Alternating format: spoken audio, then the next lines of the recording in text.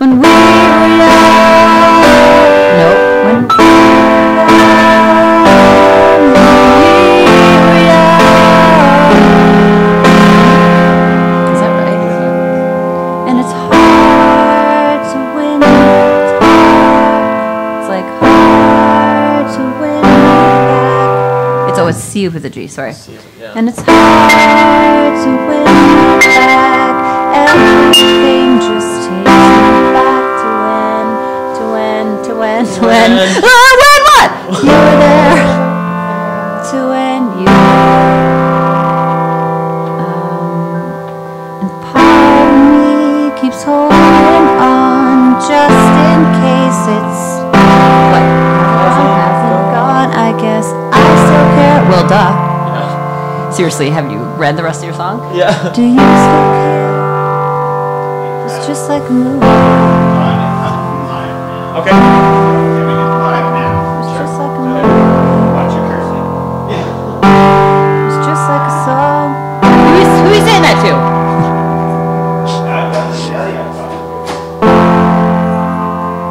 My God, this reminds me when we were young.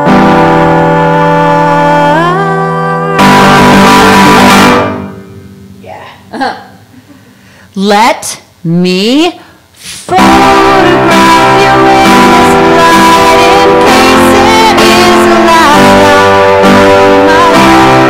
exactly like we were before we realized we were sad.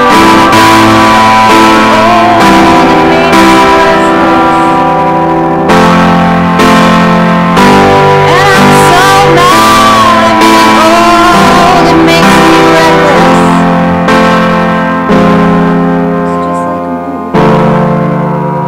It's just like a song when we were young. Well, Gotta get cleaned up. That's the deal. oh, it's already jogging. That's my job. I gotta get cleaned up. That's my Yeah. higher job. That sounded really lovely. Hey, wouldn't it be so cool if I still like played the piano and like could kind of do it better? It's a nightmare. Do you have a piano? No, I mean I have piano, but my apartment's too small. It's on my sister's house. Well, The that's kids are always There's a asleep. keyboard You there. need to get a keyboard. Hi. You look lovely. No Oh. need to clean. No need to clean at all. This is clean. Oh, good, good. Well then, okay, I gotta go.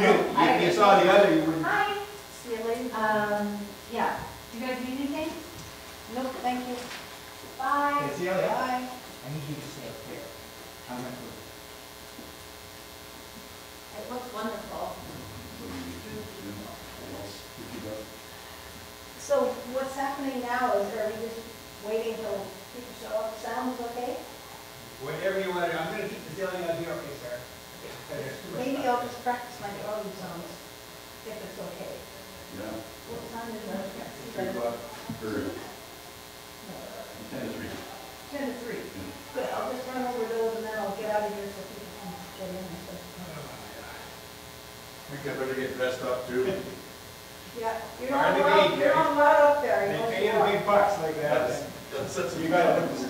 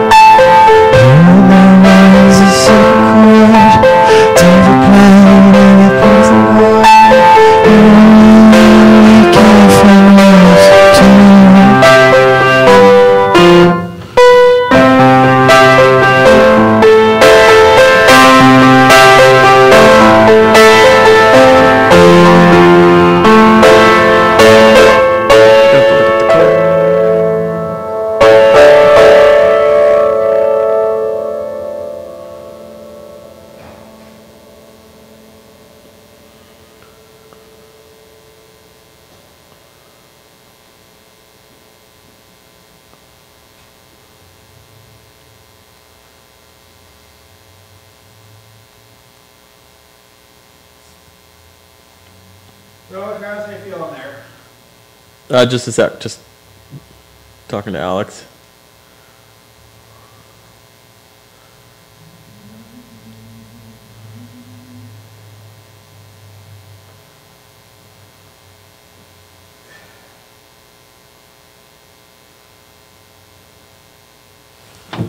As good as you can, I guess. Anything that you want to follow up on here? No, just a big day, right?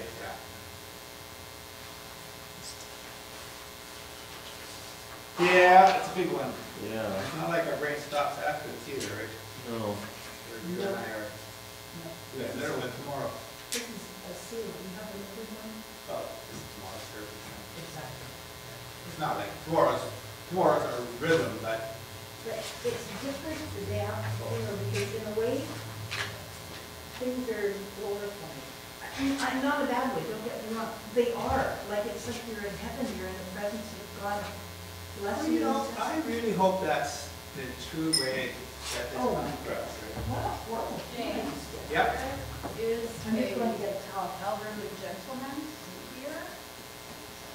He's in the bathroom now. I asked him if he knew where he was Wes. going. Wes. Nope, I didn't recognize him as Wes. That was too hard to resist. Russ is getting dressed. What was he, anything back or on there? We're trying to get information, he didn't really want to get in, so I don't know. So let's keep this door closed during service too, Yes. so people don't use that door flow. And I'll take them through the kitchen. And then out and around? Yeah. Yeah, I think that. I think I can link these already, because they have like, should last 2 hours. Yeah, what time? Where are we at here? Oh, we're at 3. Hey, people will start arriving soon. Yes. And Arles. I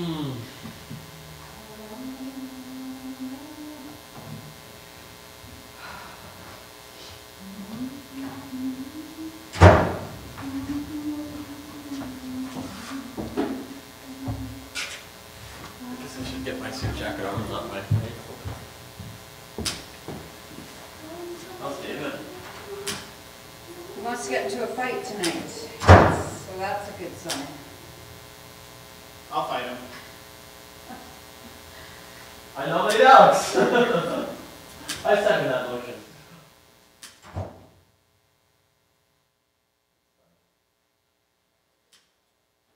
I'm gonna run to London Drive. I've sent my dad and Colin the link, so if people are asking.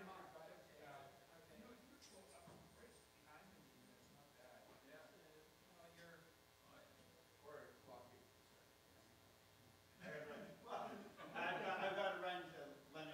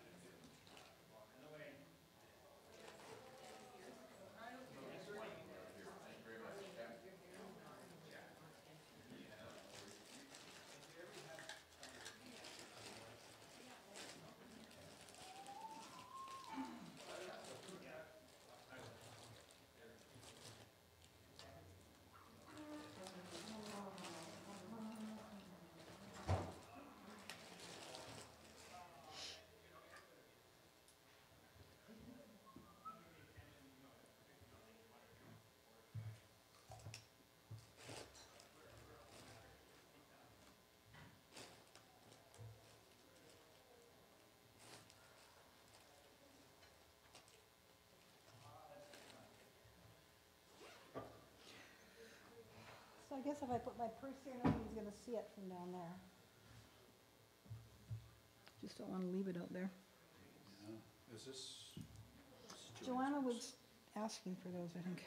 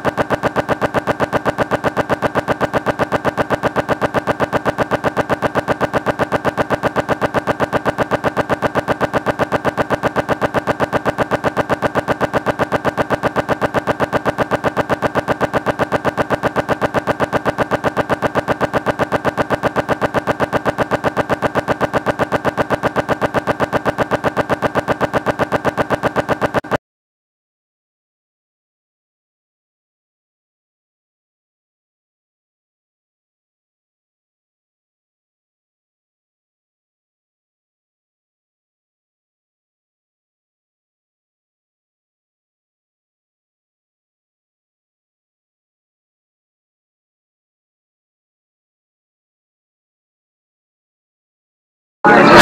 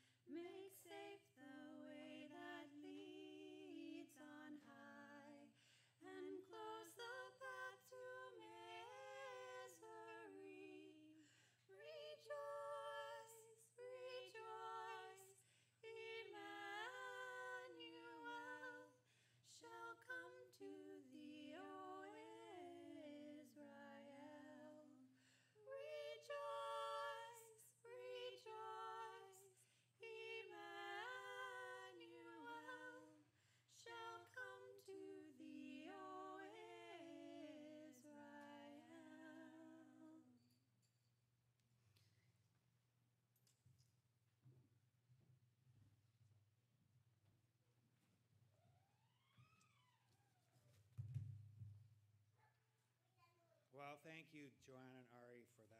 That's an amazing thing to take on at a time like this.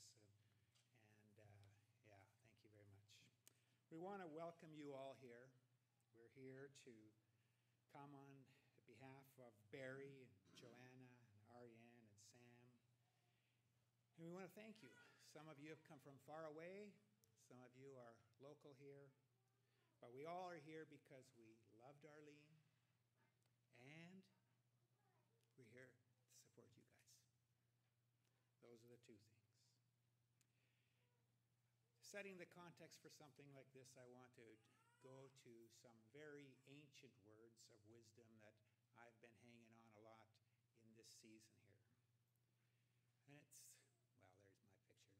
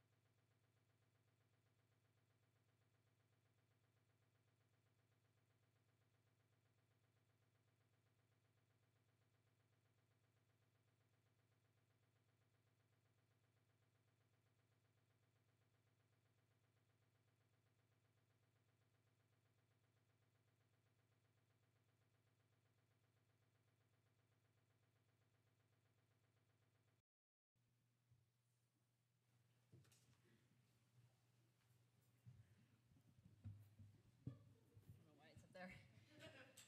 I just want to say thank you and welcome on behalf of the Simpson family.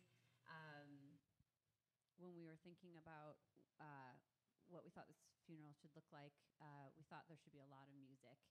We're here to celebrate the life of Arlene, and there's a lot of emotions that go with that. And my mom had a lot of those emotions, and she worked out a lot of them through singing. When she was sad or confused, she would often spend hours at the piano singing some of the songs that we're going to sing today. And when she was happy, she would try to trick her family into singing. And so now we're all here doing it. And so Ardith and Wes are going to start off with Wayfaring Stranger and just start singing when I sing. You can stand if you want, sit if you want, however you feel most comfortable. And we really appreciate all of these faces here. So thanks for being here.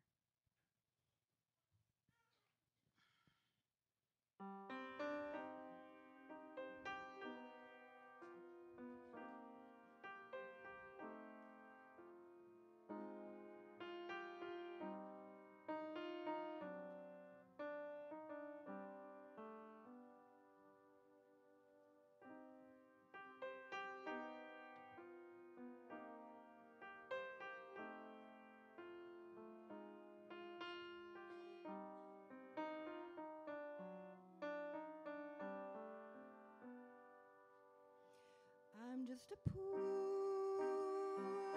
wayfaring stranger wandering through this world below.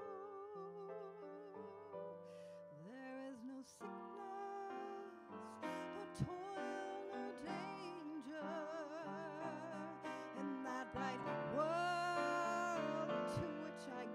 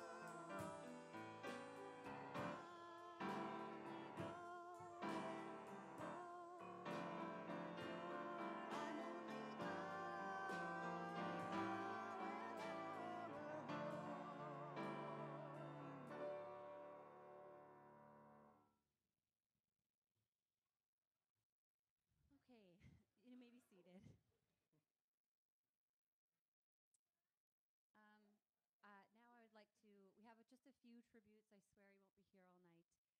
But I'd like to invite some brothers up now. If my mom's brother, Ken Annette, and my dad's brother, Bob Simpson, could come up.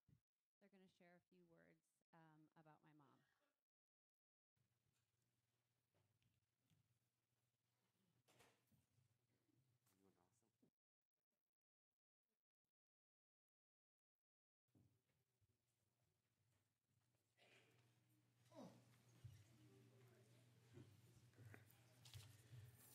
Hi, I'm Ken, Arlene's big brother. The Annette, Weidman, and Falk families were saddened with her passing because of her life and meaning to us. She relished individual times, family gatherings, and reunions. We grew up in a pastor's home. This meant a lot of church, social activities, meals, and hosting overnight guests.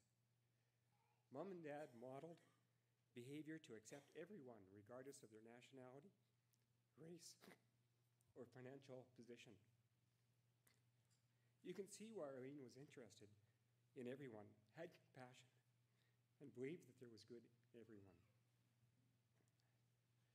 I knew before the age of 12 that I was to care for Arlene. Dad was officiating at a wedding, and I was to babysit Arlene while they were gone. I thought it'd be more fun playing with friends than I did. That lasted until the wedding ceremony was over, and before the reception, Mom and Dad came home, and I wasn't there. They found me, and I took my lickings. Shortly after this, Dad took a church in Galahad, a village of about 150 people, and a grade 1 to 12 school with about 100 kids. Arlene and I spent an awful lot of time playing together as there were very few kids our age. It was about this time I saw Arlene as more than a responsibility. She was my friend. Arlene learned young to use her charm. You all know her cute smile, and her soft winds and words could draw from you what she wanted. She was doing this by age 9. She wanted a new bicycle, and the cost was more than the family had at the time. She got a red piggy bank and carefully found a way to get into the pockets of guests and friends that came by. It wasn't long till she had her new bicycle. Camp meetings and Bible camps were our vacation. To go to camp, we needed to learn Bible verses. If we learned 50 verses, we got free admission to the camp. I remember trying to help Arlene learn her verses, and eventually she did. To this day, I'm convinced that she pretended to have a hard time memorizing so she could keep me nice and close. Arlene always had a way of keeping us engaged.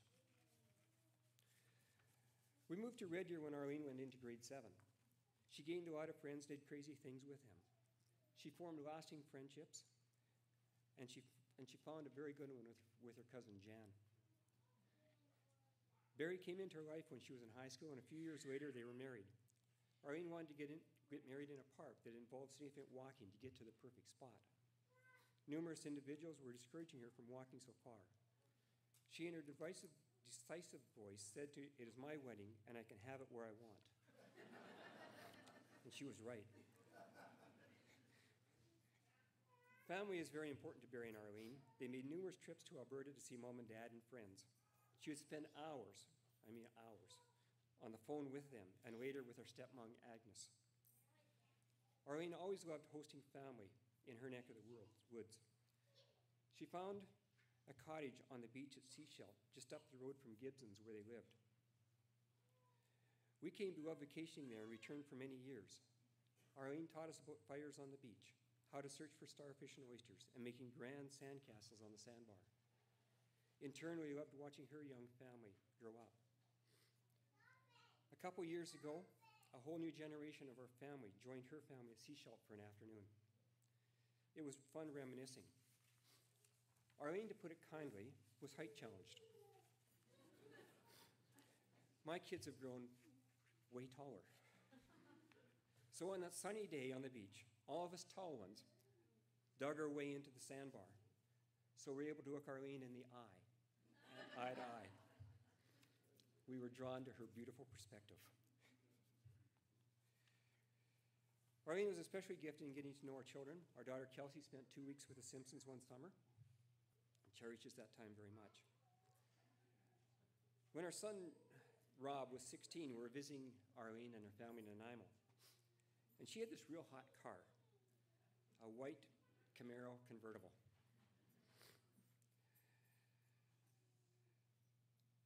In Arlene's way of engagement, Arlene told Rob that she really liked his coat. And would he give it to her? Over and over, she kept telling him that she really liked his coat and asking for it. He relented when she offered her car in trade. Our son Mike was also able to find a way to take a spin in her hot white convertible when he used some of the same charms that Arlene had and exuded them to get the car, and then in turn to use it to win over his girlfriend, which is now his wife. Yeah. Most of us have experienced the openness and warmth of Arlene and Barry's home. It is exceptional. The past 2 summers, they have welcomed Wanda and I and our motorcyclist friends to stay overnight with them. I knew I could ask her to host because she loved meeting new people. One of our cyclist friends, Clara, is about the same size and height as Arlene. And they shared one thing, always being cold. The barbecue was outside on a warm August evening. However, Arlene and Clara both needed blankets. And Arlene just knew when to get the second one, and the third one, and just one more blanket. She loved being grandma. In January this year, she made her first grandma road trip with Holden out to Chilliwack. She knew Holden's schedule, when to come and when to go. To maximize the sleep time while traveling, she couldn't get enough of her beautiful grandchildren. Arlene is now with her mom and dad and her brother Dave. Our hearts are broken because Arlene is not with us. Our love for her, Barry, Joanna, Ari, Sam, Holden, and Adelaide will never be broken. As family and friends, we can share with Arlene one thing that was central to her life, and that was her love for Jesus. So to my little sister, Arlene, you will always have our hearts and our attention. We will forever be enamored with you. We can only imagine the stories you will have to tell us. Until then, we send our love.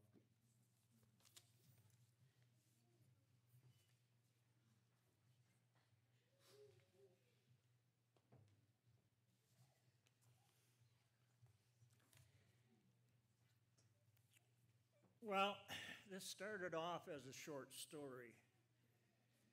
And my wife, Janice, dutifully read it and offered me 2 pieces of advice. Don't mumble, and less is more. So, Jesus, take the wheel, we're going. In the 19th century, Edward Lear was a painter and an author of some note. A man who disdained Victorian society and wrote some nonsensical poems, of which the most famous is The Owl and the Pussycat.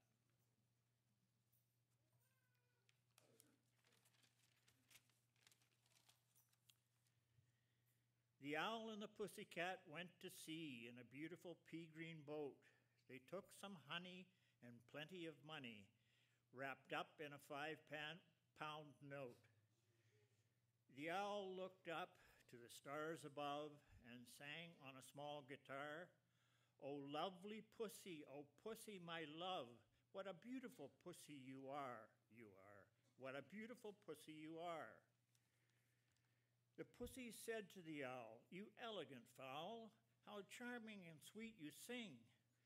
Oh, let us be married, too long we have tarried, but what shall we do for a ring?" They sailed away for a year and a day to the land of the bong, where the bong tree grows. And there in the wood a piggywig stood, with a ring in the end of its nose, with a ring in the end of his nose.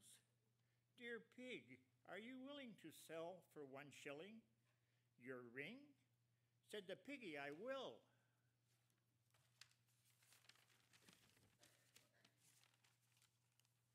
So they took it away and were married next day by the turkey who lives on the hill.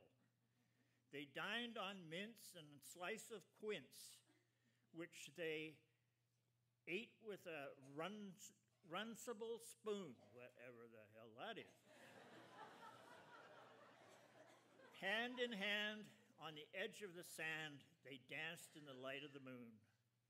The moon. They danced in the light of the moon. Though these odd characters do not remind us of Barry and Arlene, their fantasy love does. Arlene played her Snow White to Barry's Prince Charming. Alas, life's sweetest song is of saddest note. Like Princess Di, Arlene came into this world and shone brightly and was gone. Far too soon.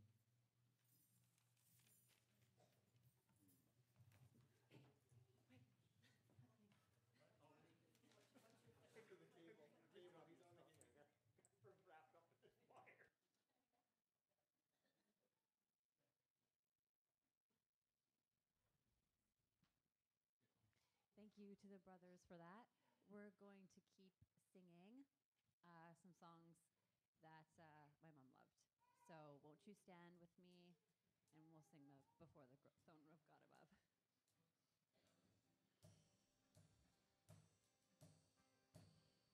Before the throne of God above, I have a strong and perfect plea, a great high priest whose name is love, whoever lives and pleads for me. My name is graven on his hands, my name is written on his heart. I know that while in him he stands, no tongue can bid me thence depart. No tongue can bid me thence depart. Tempts me into despair and tells me of that guilt within. Upward I look and see him there, who made an end to all my sin. Because the sinless Savior died, my sinful soul is counted free. For God the just is satisfied to look on him and pardon me. To look on him and pardon me. Behold him there, the risen Lamb, my perfect spotless righteousness, the great unchangeable I am, the King of glory and of grace. One with himself, I cannot die. My soul is purchased by his blood. My life is hid with Christ on high, with Christ my Savior and my God, with Christ my Savior and my God.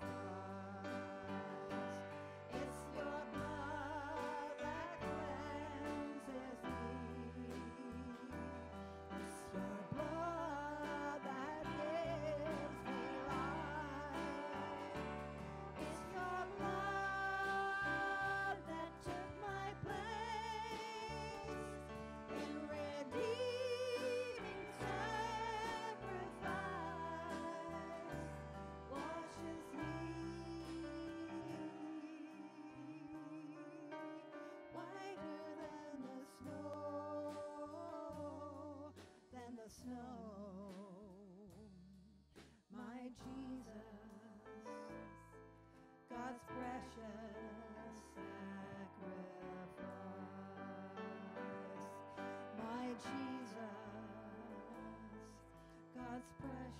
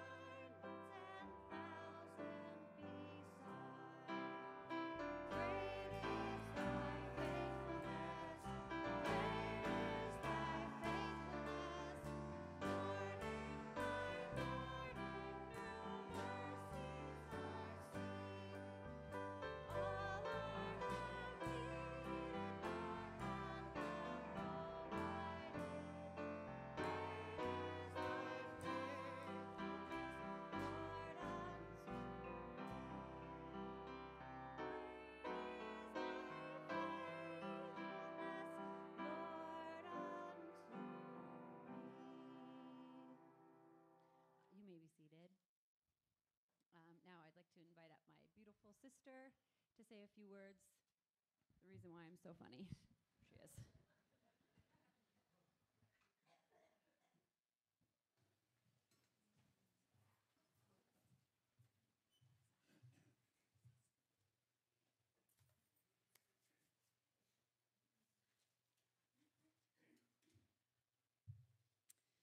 I always knew I had a world-class mother. Even in my coldest and most selfish of my teenage years, I wouldn't admit it, but I knew. And as I grew into an adult, and especially over the last 2 weeks, and I've been reflecting on her legacy, it's really struck me deeply how she has left such an amazing legacy. And she's not only a world-class mother, but a world-class person, and certainly one of a kind. There are so many things I could say, but here's just a hint of those reflections and some things that stick out to me that she's left with us. Healthy eating. For those of you that have spent any time with Arlene, you know she left us with the gift of healthy eating. I received a very thoughtful message from a friend who only met my mom a few times, but wanted to let me know that she thought of my mom every time she ate plain yogurt. Me too. I have a very clear memory of being in the grocery store in Gibson's, so I couldn't have been more than 7, And she was explaining to me why we couldn't buy shreddies and showing me the list of ingredients and all the different types of sugar. Anything that ends in an ose, in case you're wondering. And that's why we couldn't buy them. She's also quite the multitasker. Whether she just really liked to live life to the fullest, and she wanted to pack a whole bunch of things in. So whether she was doing something that scared her, doing something new, or just trying to pack a whole bunch of daily things into a single moment. And she did some of these more successfully than others. So in the mostly when column, there was talking on the phone while doing anything and everything. Laundry, a lot of gardening, one more household chore. She always had to have her headset or her headphones in while talking. A couple of things in the not so successful column, and much to my dad's frustration, was trying to fit one more thing before heading out the door. Just one more load of laundry, which I actually did on the way here, just in memory of her. Another one, you probably have heard of yoga paddleboarding, and my mom was way ahead of her time on this one, as you'll see in the slideshow. But what may not catch on was yoga while biking. I was home for a visit, and I was training for my first marathon, and that makes it sound like I did many. I was training for a marathon, and I had to do a long run. It was like 25 or 30 kilometers, and I am slow, so this was going to be long and slow. And my parents very nicely offered to come and bike with me to keep me company. But Mom, ever the multitasker, as we were on the S-curves of Hem Bay Road, for those of you who know, the shoulder is the narrowest there. My dad and I looked back to see her in the bush. She had been doing some yoga while on her bike and fallen over.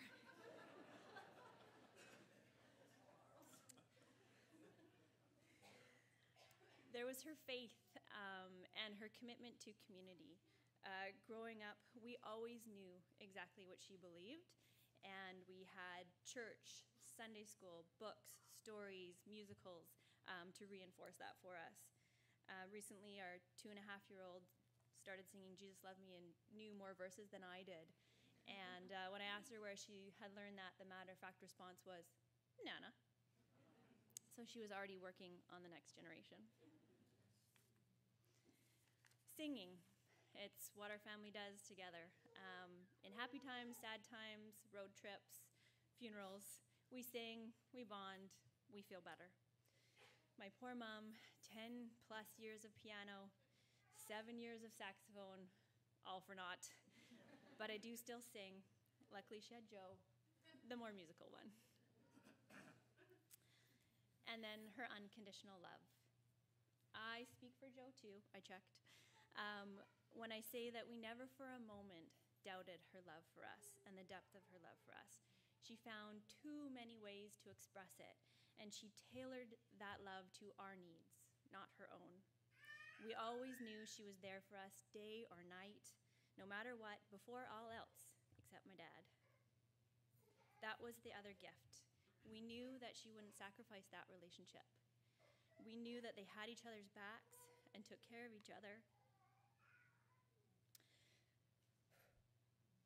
so that they could give us the strongest possible foundation.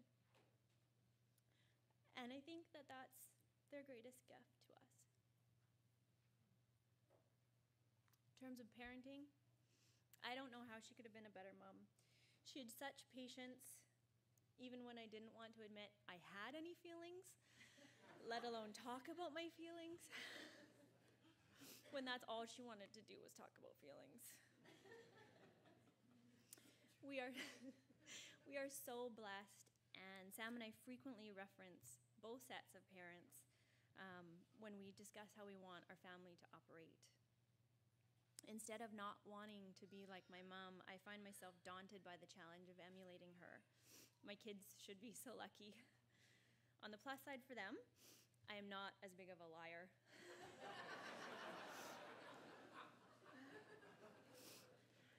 Joe and I grew up thinking that McDonald's was expensive, and that's why we didn't eat there. That fruit and veggies were cheap.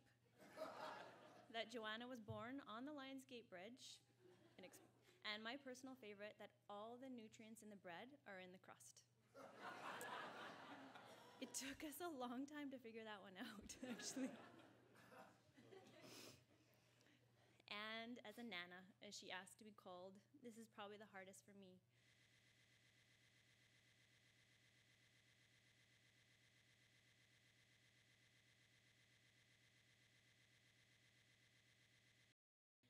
And figured out how to bus to our house in North Vancouver almost every other Friday, often just to spend the day with Holden and then with Holden and Adelaide.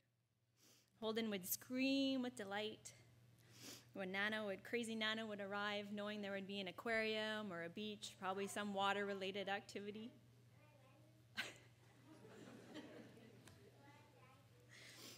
And they would sing together. Nana loves Holden. Nana loves Holden.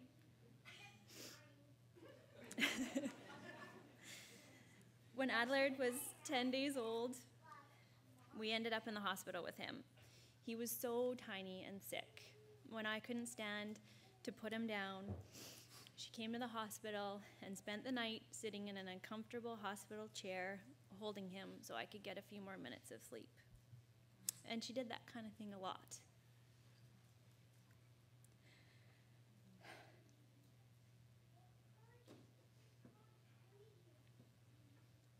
I am so lucky to have such amazing memories. And she leaves such a unique and uniquely Arlene legacy. I see my job as trying to carry that on as much as I can so that my kids can know what an amazing woman, mother, and Nana that she was. So, if you see me doing something dorky, like singing and dancing in the street, power walking, or even yoga on a bike, you'll know why. Mom,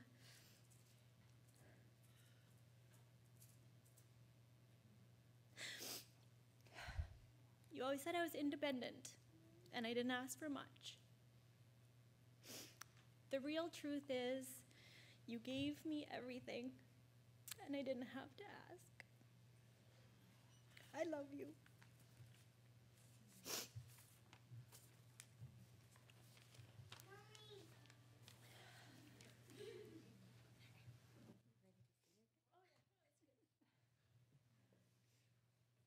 We're just going to sing that one out.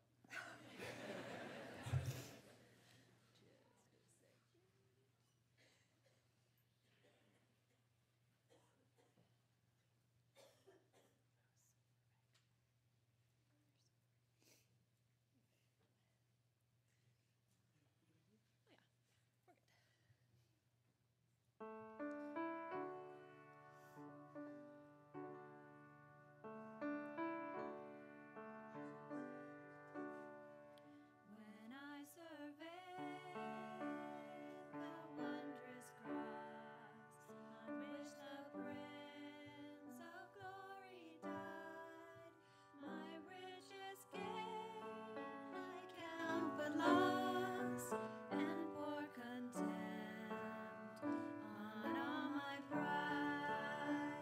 Forbidden, Lord, that I should boast, save in the day of Christ my God. All the vain things that charm me most, I sacrifice them to his blood. See from his head, his hands, his feet, sorrow and love though mingled down. Did e'er such love and sorrow meet, or thorns composed so rich a crown? Were the whole realm of nature mine, that were an offer far too small. Love so amazing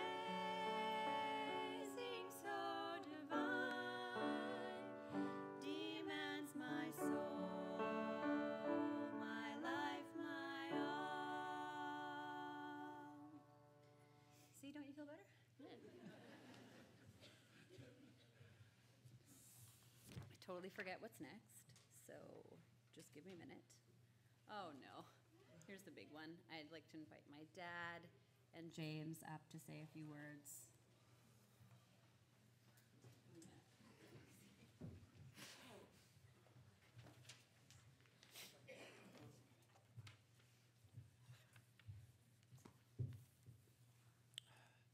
Wasn't thinking about how hard this would be, especially after following Ari.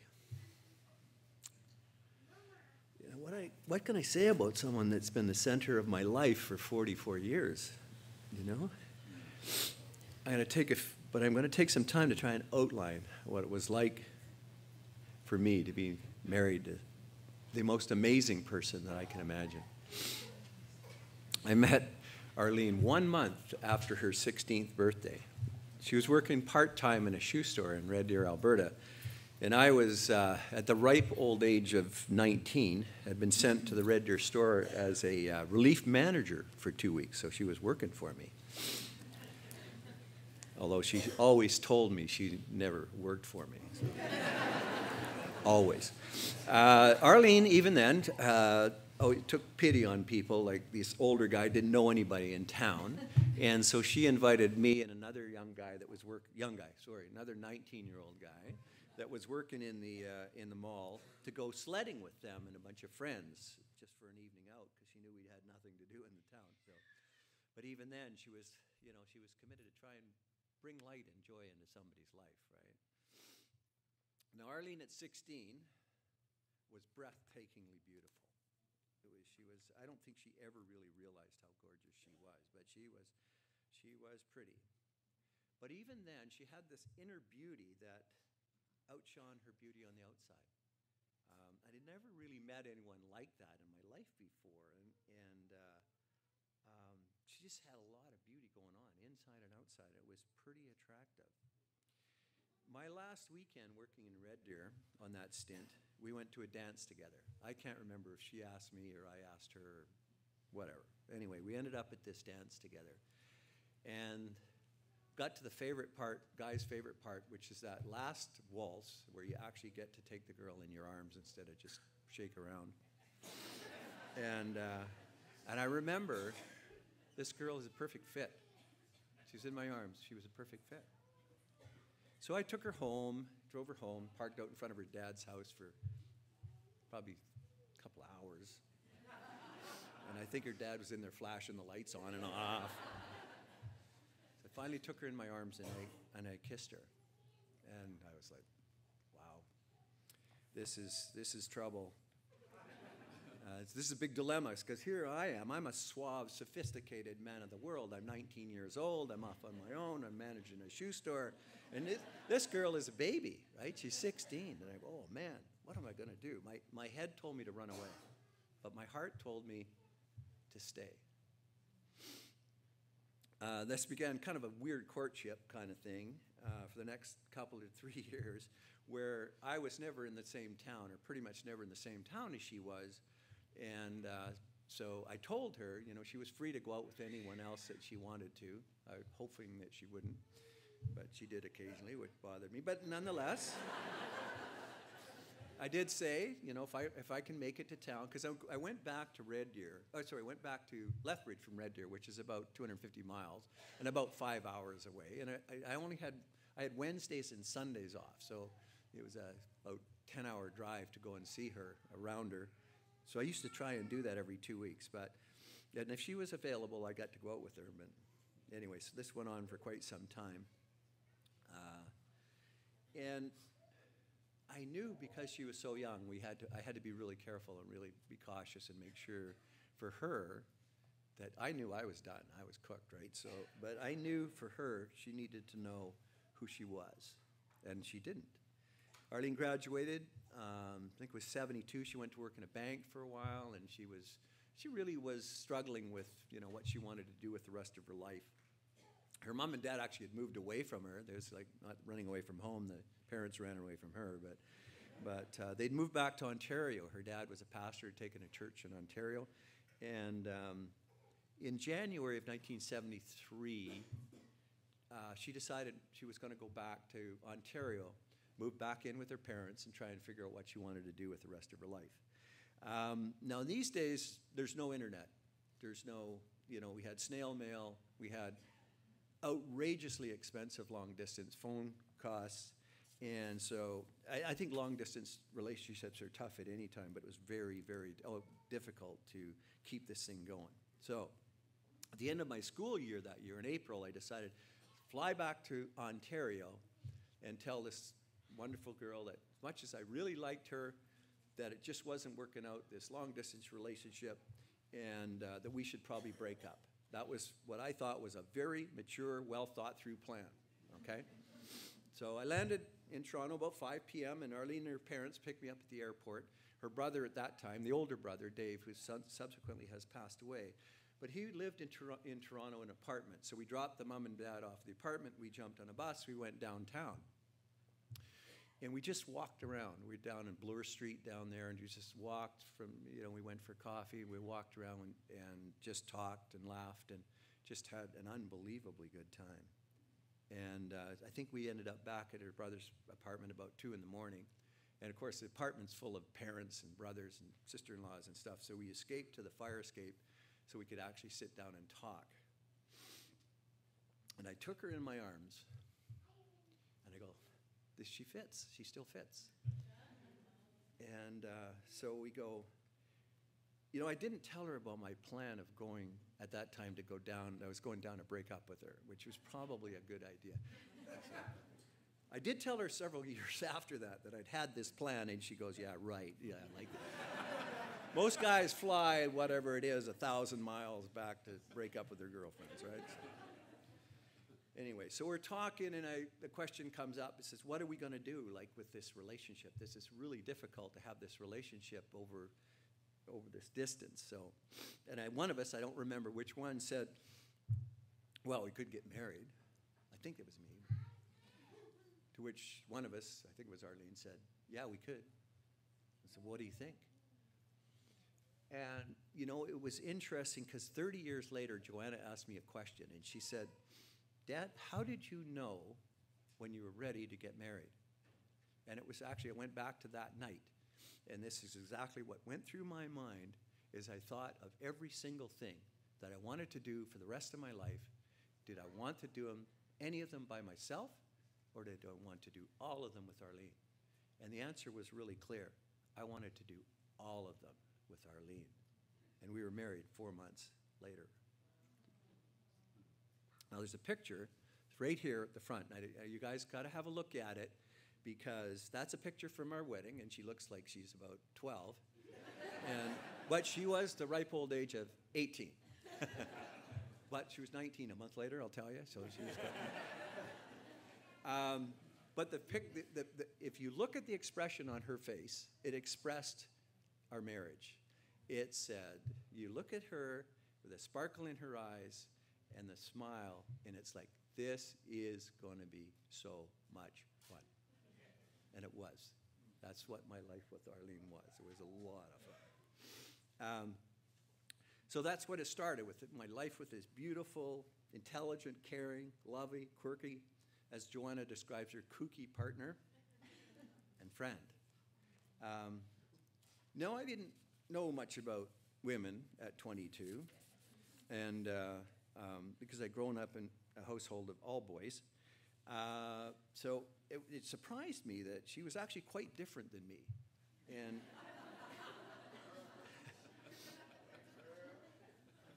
And it was like, some of her later readings kind of described it. Like, she had this one description of marriage that kind of compared it to ice cream.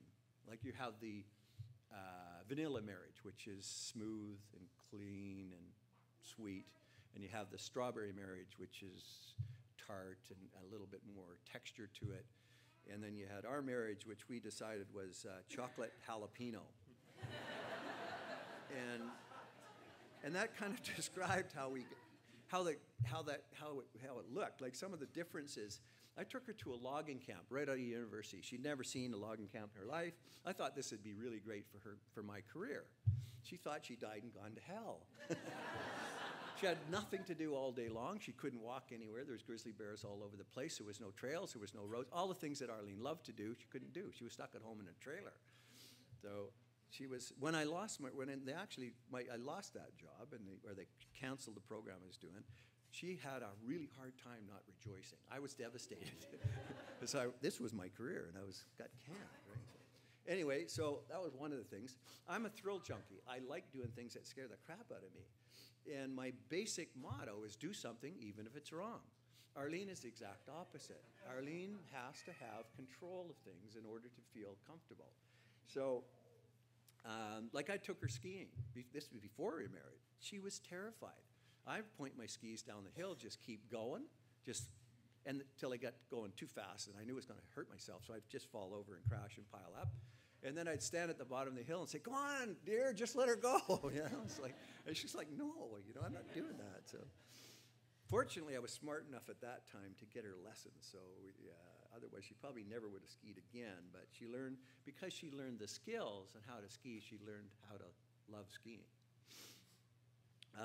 One time we rented motorcycles. I really wanted to go motorcycling in this island in Nicaragua, and she wasn't too impressed with that. And so I would just tell her, if you go really fast, it's easier to steer. And if you go over the potholes, it's easier to hold the bike up really fast. She's going along. I've got a great video of her going along, and I swear to God that the turtles are going past her. Right? So I couldn't figure out how she could actually stay upright going that slow. I always wanted to travel to kind of sketchy countries like Nicaragua and Argentina and Bali, and Arlene was a bit scared of that kind of thing but she always went, right? She went with me. She trusted me. I wanted to learn how to scuba. Well, actually, scuba dived when I was a kid. I wanted to take it up again. She was very afraid of scuba diving. She loved it once she learned the skill set around it, but she didn't do it easily. She did it carefully, wisely, and she did it well, a lot smarter than I was. Just a few weeks ago, we were talking about going on a holiday. We couldn't figure out where we were going to go, and I really wanted to go back to Gilead, which is in Indonesia, Bali, and do some more diving.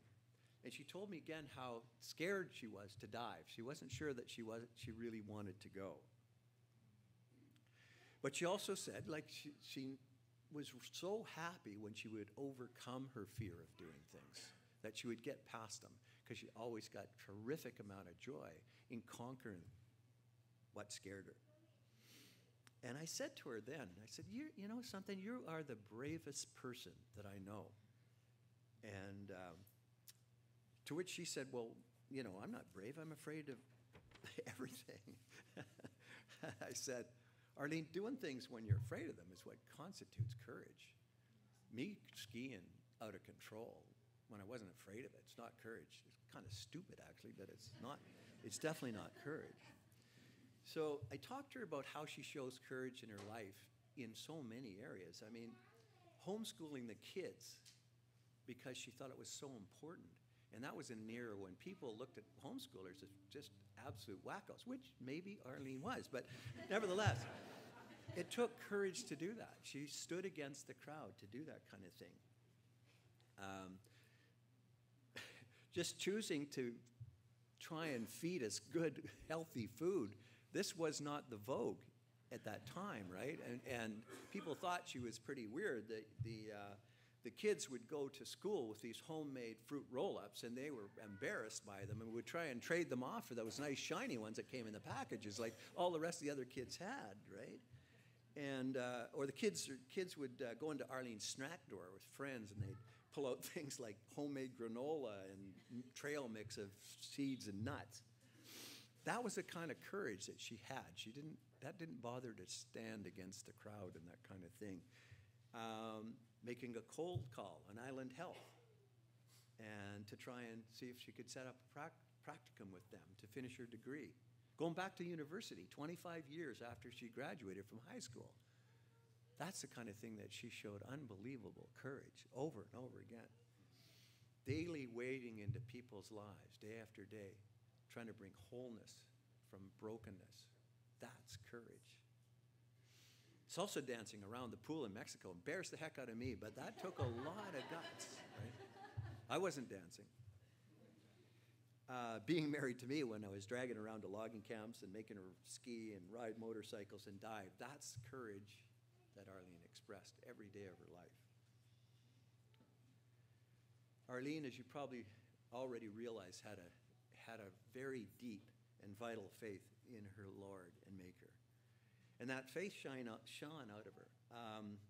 I received a copy of an email last week that was sent to Arlene's friend by her Anglican pastor, and he described Arlene as a luminous being. I love that picture, luminous. Luminous means shining, right? And she did. She shone. She had that inner radiance that shone, and that's what I talked about earlier when I first met her. And that was what was so significantly different about her. And in many ways, her faith defined who she was. And I noticed there was something going on inside of her that was different from anyone I'd ever met before. And that was that unshakable faith in God. And that unshakable faith in God really got me intrigued to find out more about this God of hers, right? It ultimately led me to dedicate my life to God. But my personal experience with it was, it's described really well by a guy by the name of C.S. Lewis, and he was one of Arlene's favorite writers as well. And he described his coming to faith as being, quote, dragged, kicking and screaming into the kingdom of heaven. That was my experience. But Arlene's was very different. Arlene's was very accepting, but that's that chocolate jalapeno thing coming into play again. Arlene would simply troop along. She would never question her faith. She was solid as a rock at Gibraltar her entire life. I was back and forth and up and down like a yo-yo, and Arlene just didn't get that. She just thought I was crazy. It's true. But Arlene's faith also shaped her worldview. It drove her to be the best person that she could possibly be. It created the desire to be the best wife, the best mom, the best nana that she could possibly be. It created her desire in her to bring healing, especially to her clients. It absolutely drove her to try and get better at her craft so she knew more, so she could help more people. Occasionally she could go a little offside. You heard a little bit of it. She would get a particular philosophy going, which would really stress me out, that she'd get a little bit too strident, and I would steal a line from my good friend Brian Norman, who was also married to a woman that was into self-improvement quite a bit, Karen. And Karen would be into reading stuff and saying, okay, this is what we believe. So Brian had a great line to Karen. He said to her one morning over the breakfast table, he said, "Oh, and what do we believe today, dear?" So whenever Arlene got too carried away, I'd flash that line on her. "What do we believe today, dear?" And she'd burst into laughter and promise that she wouldn't take herself too seriously going forward. Arlene was different things to different people. As a friend, she was intensely loyal. She wasn't content with just being in surface relationships. She liked to dig down deep, and she really let people get deep inside of her. They could get right into her heart, in actual fact. Sometimes that can be incredibly scary for people. It was quite scary for me sometimes, because when you do that, you're easily hurt. And she did. She would just lay herself out to people and made herself very vulnerable. As a mom, as you heard, Arlene tried to be loving and understanding, patient, kind. She tried to create a very safe environment for our kids. Of course, she got labeled by a 14-year-old, Ari, for asking her outrageous questions like, "What would you like for lunch, dear?" My recollection of the teen years for me is I just yelled a lot, so Arlene was far nicer than I was. Of course, the thing that gave her a profound sense of joy is the relationship she had with a grown-up Ari and a grown-up Joanna. I'd say it was just absolutely perfect. I think becoming a nana was kind of the nadir of her life here on earth. The birth of Holden and Adelard underlined that precious gift of life that God bestows on us through children and grandchildren. And she treasured every moment she had with those grandchildren. It was just special. As my wife, she was always in my corner, always. It often felt like she thought there was nothing I couldn't do, and nothing except her laundry. She wouldn't let me do her laundry. She told me I could do mine, but I was not allowed to do hers. But she just supported me unconditionally throughout our marriage. We would laugh about her being the wind beneath my wings. You know that song from Beaches? We'd laugh about that, but it was true. She was.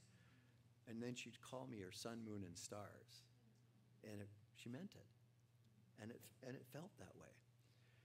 For the first 20 years of marriage, we talked often about how surprising that our love for each other kept growing. At the end of every year, it's like, wow, we love each other even more than we did last year. And I remember wondering out loud if this would our love would continue to grow like that. And in fact, it did. We didn't talk about it as much, but every year I loved her more. Every year I knew she loved me more. And it just seemed like it just got better and better all the time. Was our marriage perfect? It absolutely was not perfect. Remember that jalapeno thing, that chocolate jalapeno? I could be angry. I could be a real jerk at times. I'm bad-tempered, short-tempered. And Arlene would often bear the brunt of that. And the sadness and brokenness that she would experience from people being around her, and just the condition of our world sometimes just overwhelmed her. That just broke my heart. It was very hard for me to watch her suffer like that. I also got stressed by some of her crazy diet stuff that she would do. It was relatively recently, one of her latest philosophers came up with a line that, quote, "If it doesn't bring you joy, you throw it out." So she started going through all of her stuff, and she was throwing out stuff right, left, and center, which not only stressed me out, I got worried for me personally in case I got offline, that I was going to be out the door. So, but Arlene one of the things that she taught me, and taught me really well, she taught me the importance of keeping short accounts. There's a verse in the Bible, in Ephesians 4:26, that says, "Be angry, but sin not. Do not let the sun go down on your anger." And that became a mantra for how we tried to keep our marriage under control, that we always tried to resolve conflicts as soon as possible. Now that, for us, took some compromise, because I actually liked rolling around in my anger. I was pretty good at it. Arlene wasn't very good at anger. She never did get really good at anger. I was always really good at anger. But she always wanted immediate resolution if we had a battle. And she learned to give me some space so I could get over my anger. And I learned it was really important for her to get resolution as soon as possible. Very rarely did we ever go to bed with any anger at each other. Happened occasionally. But I'm also really happy that it hasn't happened for a long time. And the day that she passed, our love for each other was completely unblemished. I'm really pleased about that. So quick summary, Barry and Arlene together. Our love yielded 2 incredible children, an amazing son-in-law, 2 absolutely delightful grandchildren, literally hundreds of wonderful workmates, friends, and family that have just enriched our lives so much. I call that winning the life lotto. Arlene was funny, fun-loving, deeply caring, beautiful, loving partner. She was a wife, a mom, a nana, friend to many. God took Arlene home to be with him. There's not much about this that I understand. But this is what I know. She's with her Lord that she loved her whole life. And you and I, us together, are going to be all right. Because another one of Arlene's favorite verses is this. It's Jeremiah 29:11. It says, "I know the plans I have for you, declares the Lord. Plans to prosper you and not to harm you. Plans to give you a hope and a future." And that's God's promise to all of us here today as we grieve this tragic loss of Arlene. It's just going to hurt for a while. I miss you, babe.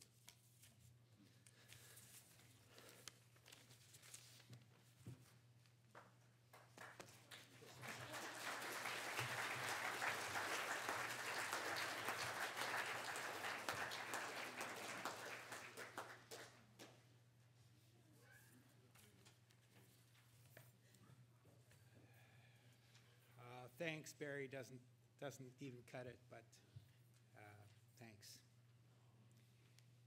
I get to go after Barry. Barry goes after Ari. Thanks, Joe.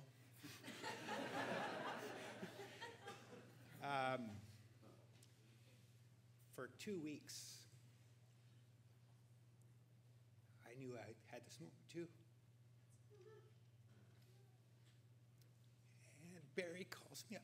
First thing he says is, yeah, James, you got to give the homily, and I want hellfire and brimstone. Well, you know what? We'll do it. But I think Barry said what needs saying. And I'm just going to keep mine pretty tight, I hope.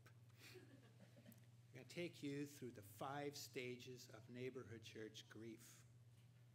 Stage 1, shocked. Grief with regard to Arlene. Number 2, horrified. Number 3, incredulous. Number 4, completely disoriented. And that's this last 2 weeks. We can't even think straight. We can't do things that we would normally do in our sleep. We're messed up. So that's the 4 stages. But I'm going to do something because we're disoriented that is the exact opposite of what I tell people at services. I said, don't try to recreate that person. This service is for us, for family. And it's a really good thing to say. And I'm going to break that rule entirely. I'm going to draw on Arlene's voice because for 30 years, in our family's mind, it's burned in there. Not only that, she wrote notes down, so we got notes of it, so we don't have to imagine what it would be. It's there. And I'm going to read a text that came down through the notes. It landed hard and fast, and that's the homily. Now this text, because I got to change the rules a little bit, isn't Arlene's favorite translation. It's mine. So that's my piece. And it comes out of Philippians 4, and listen carefully, and it's ancient wisdom. And imagine, I'm going to put the slide up. Oh, my disorientation, I didn't do my slide. This is my picture of Arlene. There you go. In the water skiing up in Vernon. That's what we did. So, I'm going to put it up there. You can read it with us. And I put quotes around it as if Arlene is saying it to us. Rejoice in the Lord always. I'll say it again. You hear, Arlene? I'm going to say it again. Rejoice. Let your gentleness be evident to all. The Lord is near. Do not be anxious about anything, but in every situation, by prayer and petition, with thanksgiving, make your requests known to God. That's Arlene to us. And the peace of God, and this is the part of this translation I like, which transcends all understanding. This is not a peaceful moment in the natural sense. We're grieving. It's disorienting. It's not the way it should be. Transcends understanding. Will, it's not right at this moment, guard your hearts and minds in Christ Jesus. Finally, whatever is true, whatever is noble, whatever is right, whatever is pure, whatever is lovely, whatever is admirable, if anything is excellent or trust or praiseworthy, think about such things.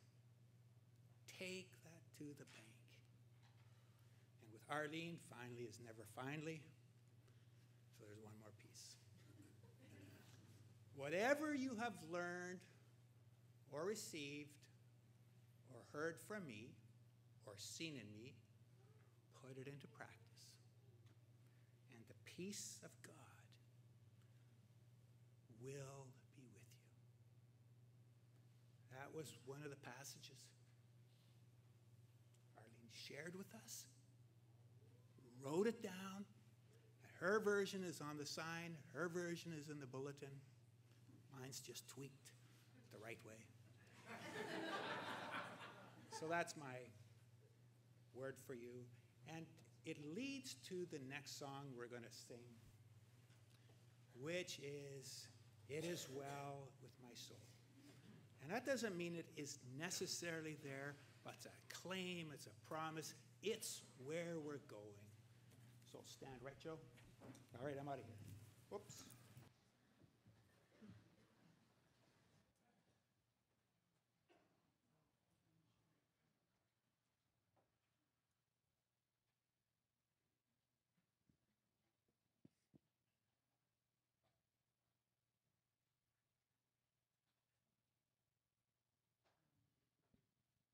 Okay, let's sing this song.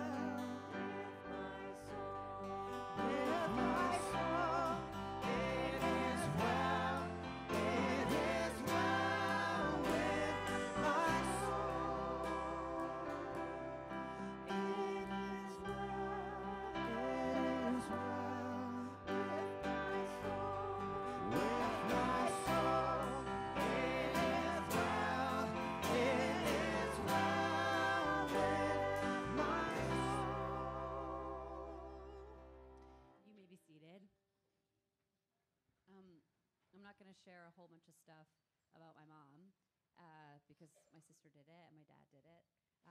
But I would like to read a poem, which I understand is pretty cheesy, but we'll get to that.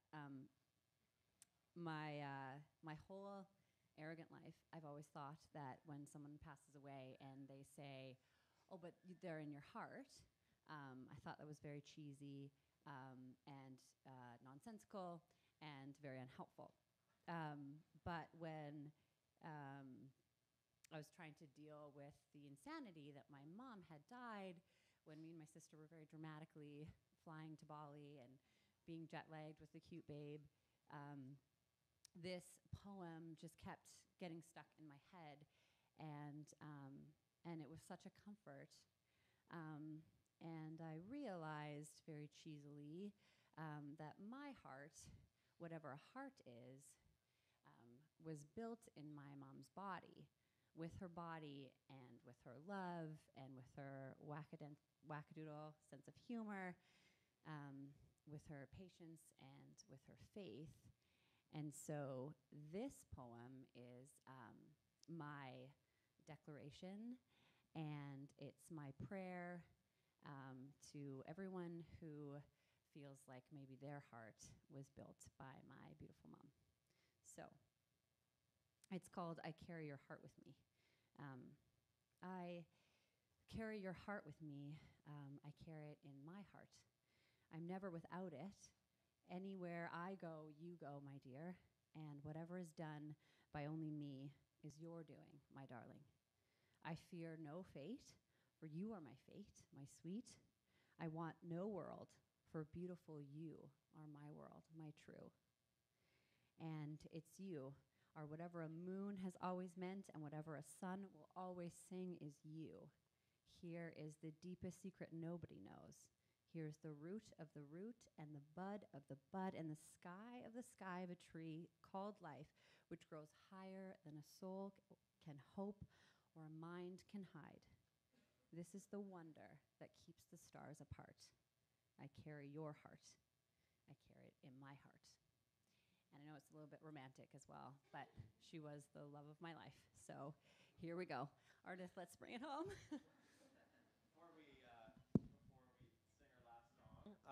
Just want to make a couple quick announcements.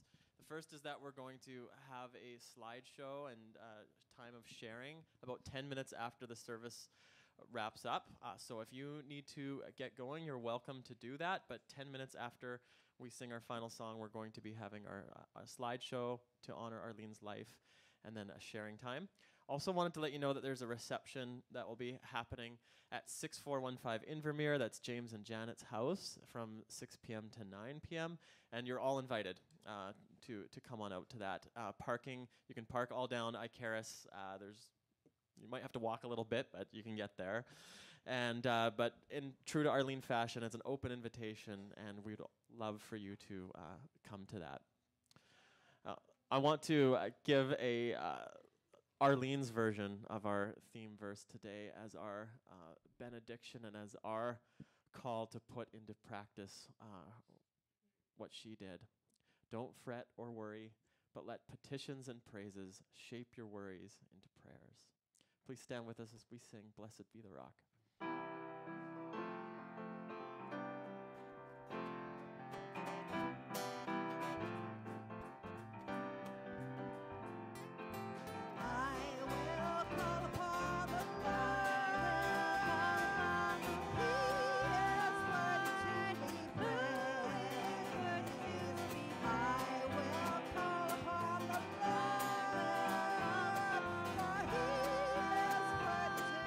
Praise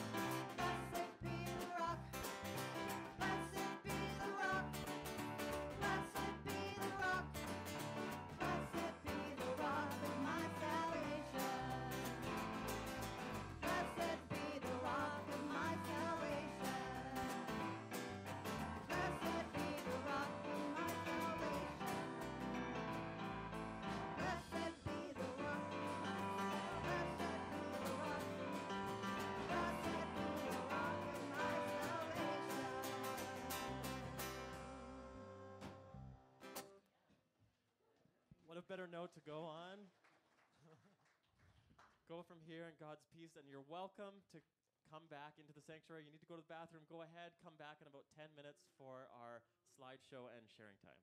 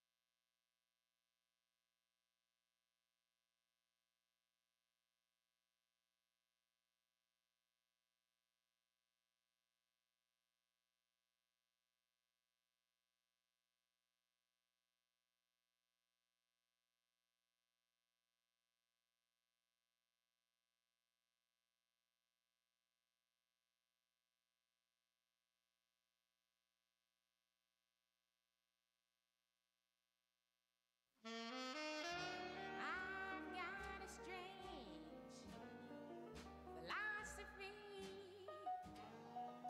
Nothing young appeals to me.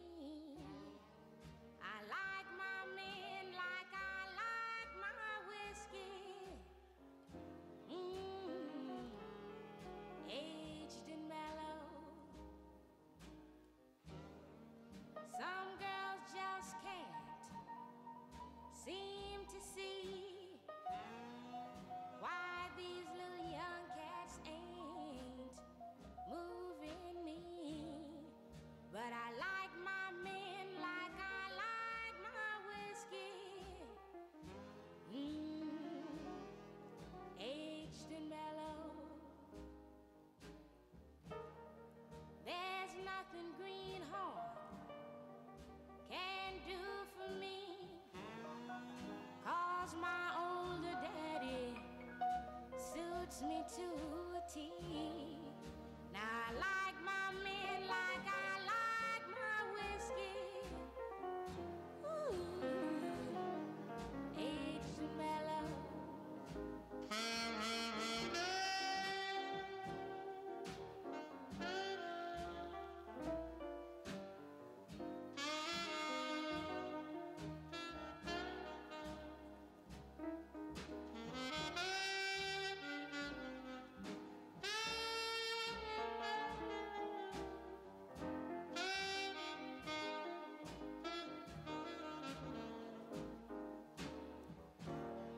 Now listen, youngster, be on your way. Don't bother me till the later day. I like my men like I like my whiskey. Aged and mellow. Junior may be young and stronger, but I'll take Grandpa 'cause he's had it longer. I like my men like I like my whiskey. Aged and mellow.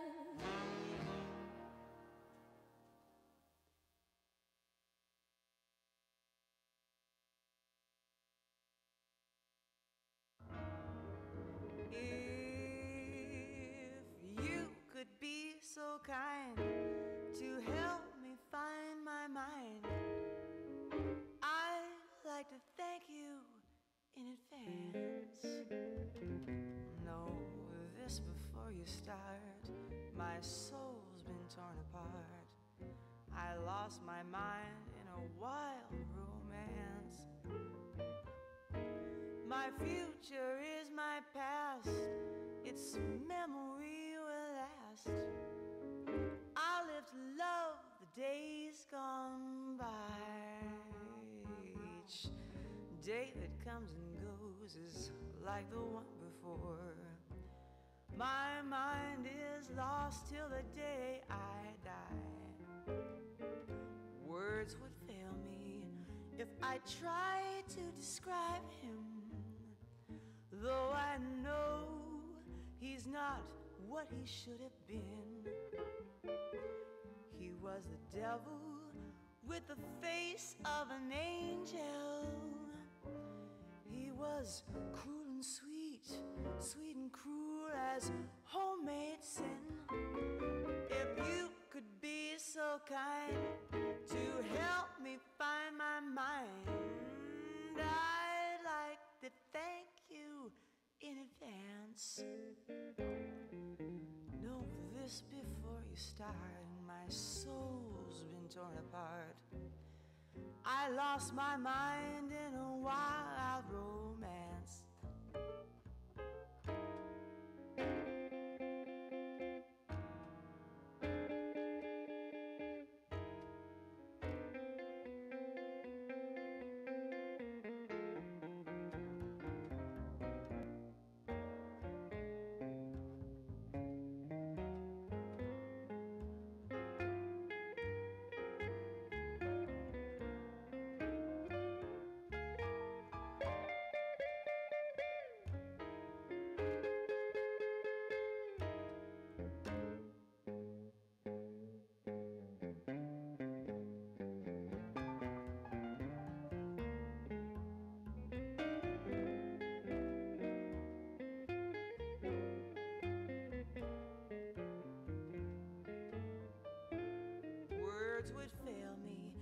I tried to describe him,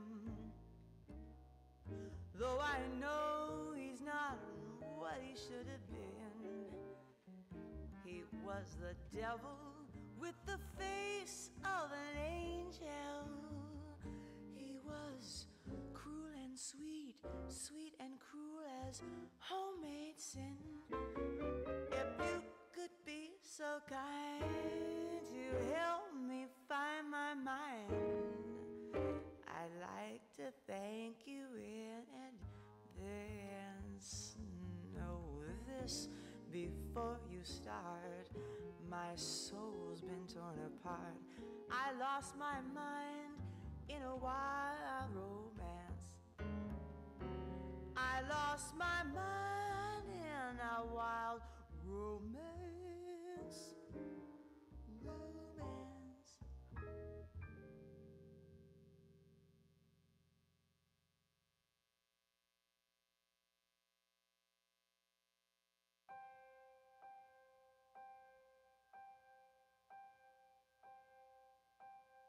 Some say love, it is a river that drowns the tender reed. Some say love, it is a razor that leaves your soul to bleed. Some say love, it is a hunger, an endless aching need. I say love, it is a flower.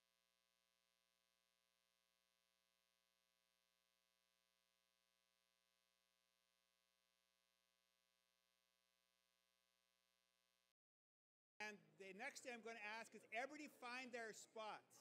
You are all invited to our place after this. So all this schmoozing you're doing, put it back in the bottle. Find a spot, sit down, and we're going to have a period. We had talked about having an open mic and decided it's not going to be open because there's just too many people. But we are going to have a time for some key people to share. And because Travis and Whitney are first, and it would be really bad to have all this much noise, so Travis and Whitney, you come up here and help me out, all right? So those who want to talk to Barry some more, you can come to our place later. So Barry, I'm going to get you to sit in front here. And yeah, well, he's... Because we need, Barry, you're the subject of these people's. So no more talking to Barry, guys. All right? No more hugs. No touching. No more touching. You can pat him on the shoulder as you walk past.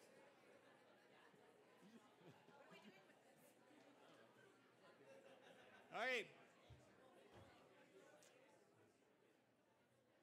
All right. His brother's going to come over more too. No, you're going to be, yeah, you're going to come out too. All right. So we got Barry finally sitting down here. And so there's a group of people that are going to share, and we're going to try to keep it somewhat tight.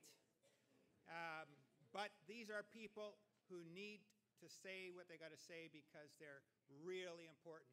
And first in line is Travis and Whitney. So Travis and Whitney, and then Sam, you're next, and Dave, you're third. All right? And after that's Ian. Now, you guys remember the order because I forgot it after I said it. All right.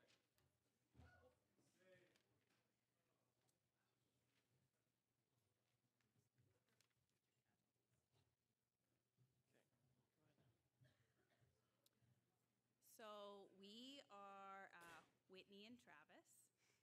And we could share a lot of stories, but we talked to Joe and we thought we'd, go with the greatest hits.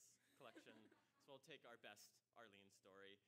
Barry and Arlene have been a huge part of our lives ever since Whitney and I started dating in 2004. So we've been fortunate to spend lots of time talking with them and always admired who they were as a couple.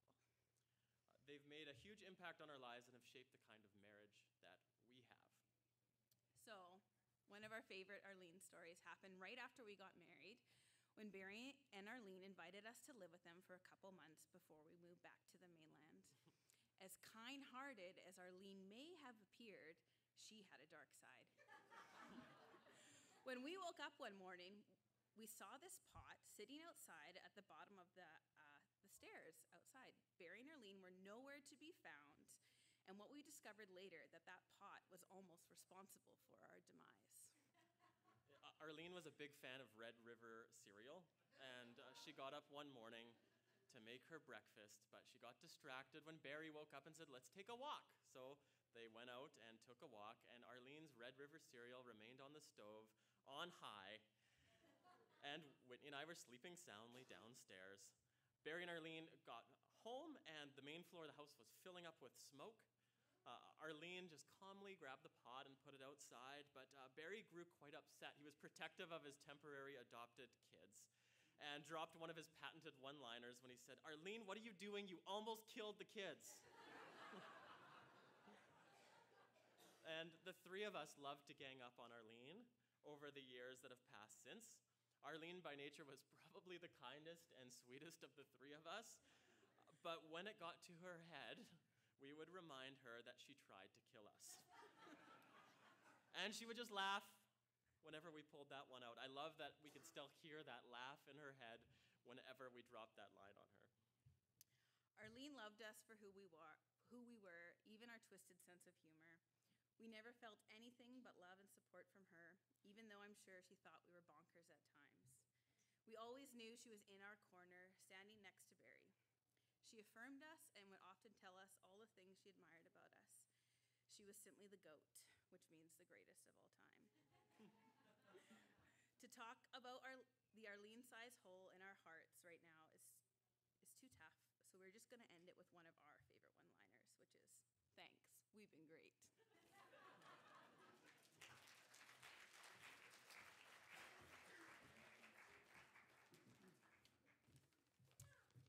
Hello, I'm Arlene's son-in-law, Ari's husband, Sam Grill.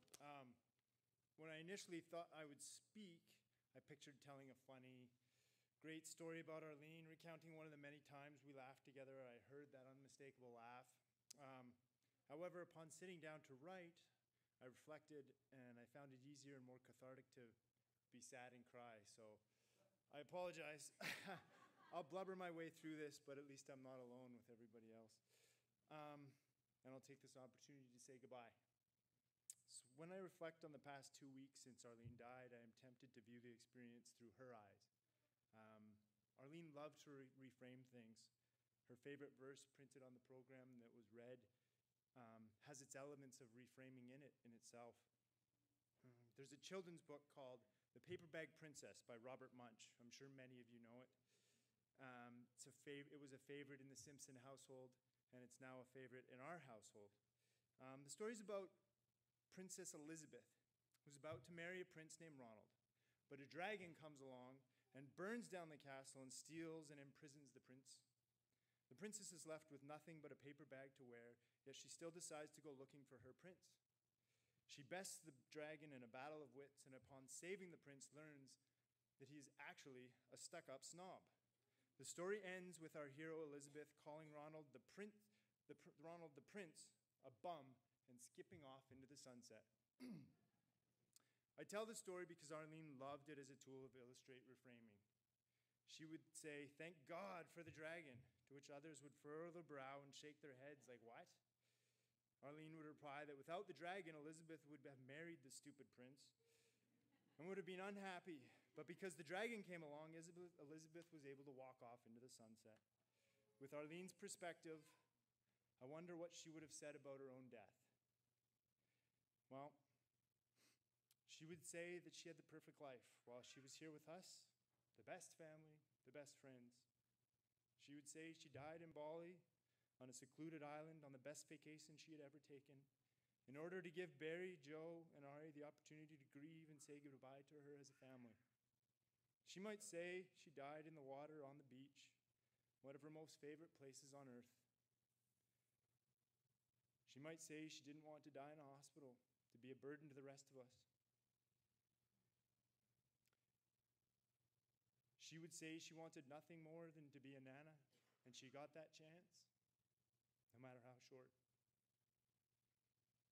Picture where all this might take place. Be while sitting at the Simpsons' round dinner table, edges worn from so many elbows, mine and many of yours.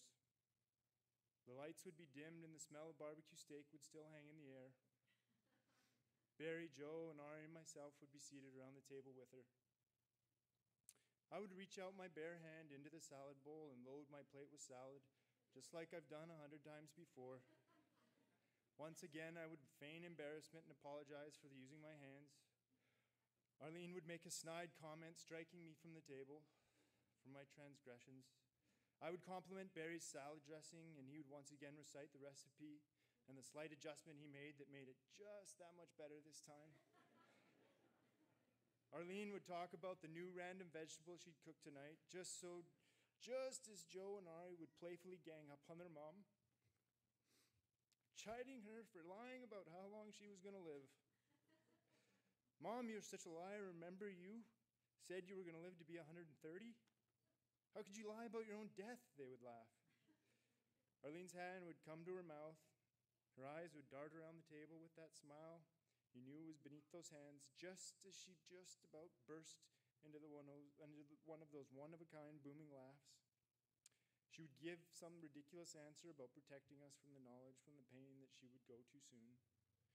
With some seriousness, she would only last a moment. She would recount the ways in which she would reframe her own death. I would sit in my chair and smile. Remember how lucky I am to be sitting at the table. Remember how lucky I am to have spent the last 20 years as a member of this wonderful family. I would whisper to myself that when it really hurts, when the pain is too much, I will lean into Arlene's reframing and remember all the silver linings to dim the grief. However, most of the time, when the sadness is a little less acute, just below the surface, I'll simply miss her. Arlene, we will all miss you dearly. Love always, Sam.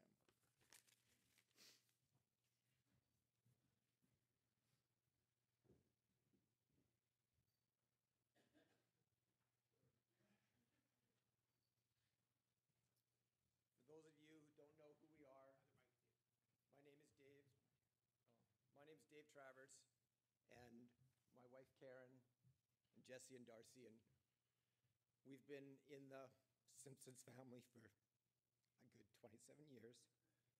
So when James asked me to talk, I thought about why we have funerals.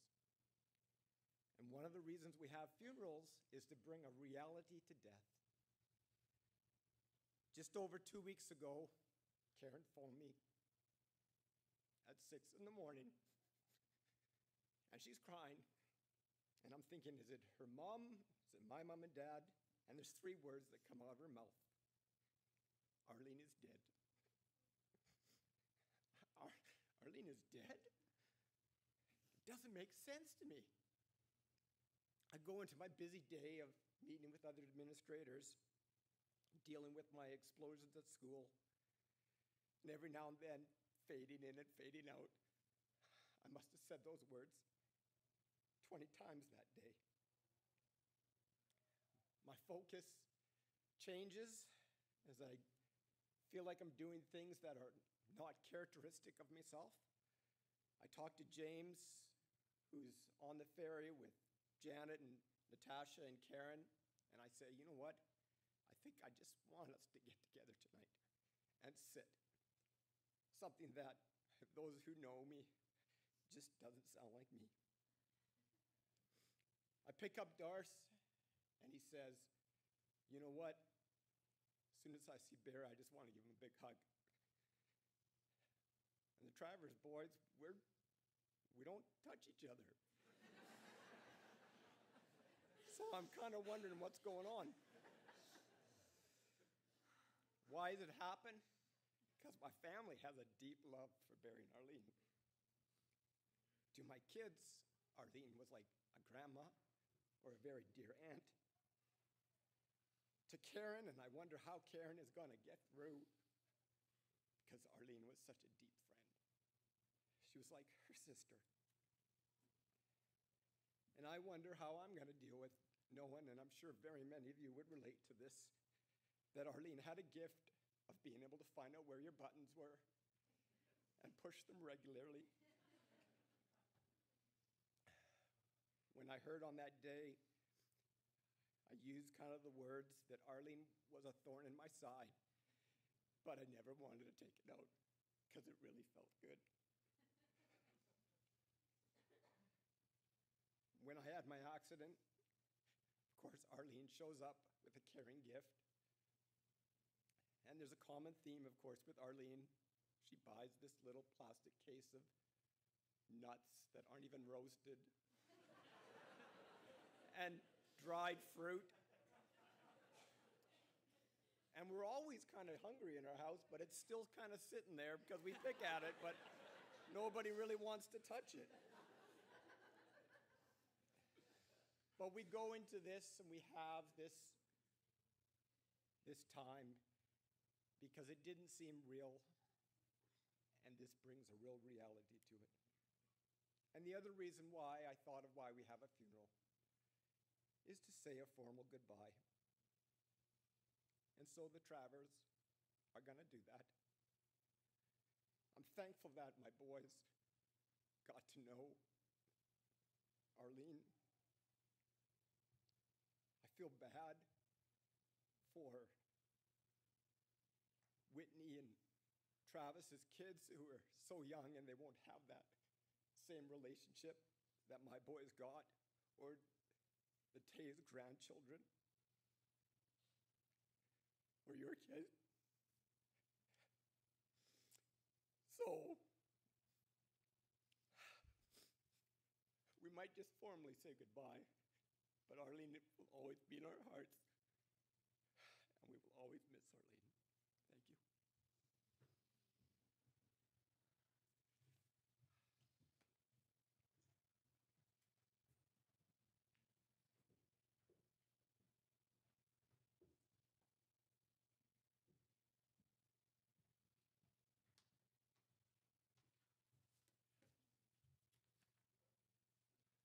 Hi, I'm Ian Donaldson, and just a few more memories of Arlene that I think need to be shared, even though Arlene's probably wondering what the heck's going on. And if she knew how many people were here today and that a few more secrets are about to be revealed, she'd be squirming, which is a good reason to proceed. Arlene had many interests in life. She took time to know many people. She was involved in many activities. I picture her as having poured herself into all aspects of life around her. She filled many cups, and I was blessed that mine was one of them. She was a genuine explorer. She was curious about all things in life, often the particulars, the details, more than the grandiose. And like all good explorers, as you've heard, she was not fearless, but she was certainly courageous. There's a well-known cliche about thinking outside the box. Well, Arlene was never in the box. She lived on the outside, making her own way, delighting in everything she experienced, all around the edges. She conveyed that delight in all she said and did, and if there's a word to describe Arlene, it's delightful. She walked around, poking and examining, picking up bits of life. Her constant curiosity inspired her with originality in all things, whether it was eating and cuisine, or dressing and style, her thought and conversation, and even exercise.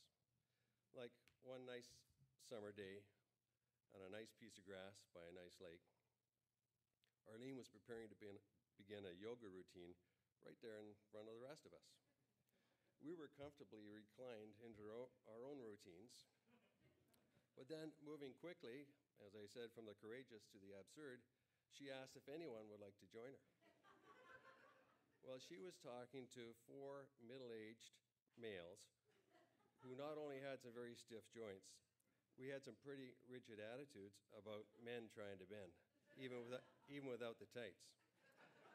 But how often do you get an offer like that, eh?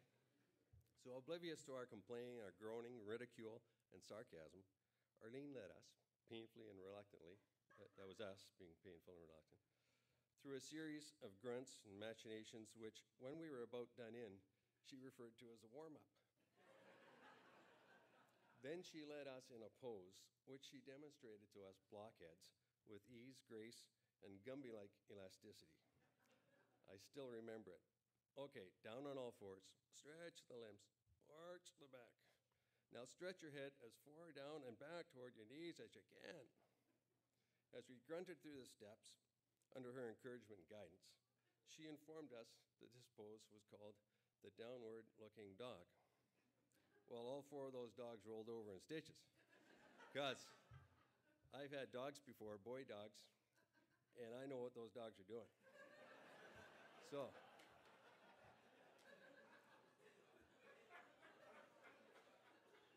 we aptly changed the name of that pose to Arlene's continuing amusement. But now men will forever understand yoga. I especially looked forward to conversations with Arlene. When I knew the Simpsons were coming over, I started tuning up the artillery. We loved to debate. To Arlene, there was no thought too good to be challenged. No argument woven so tight she couldn't find a loose thread. She delighted in unraveling my most enduring opinions, always with a smile, delightful. As long as you're willing to have your ideas trashed or your ego gutted, a verbal engagement with Arlene was always stimulating and fun. She had an elastic mind, could bend it around any thought, no matter how ridiculous, and always spring back. There was nothing you could say that was too anything to elicit a response from Arlene. The field was very flexible. It's like a few hours of mental yoga. When it was all over, like one of those dogs, after bending and grunting and with a brain chewed up like bubblegum, it actually felt pretty good. So it turned out to be a wonderful relationship we had, the kind that every man would covet. Arlene and I would have a great long argument all night, get really embroiled, and then she would go home with Barry.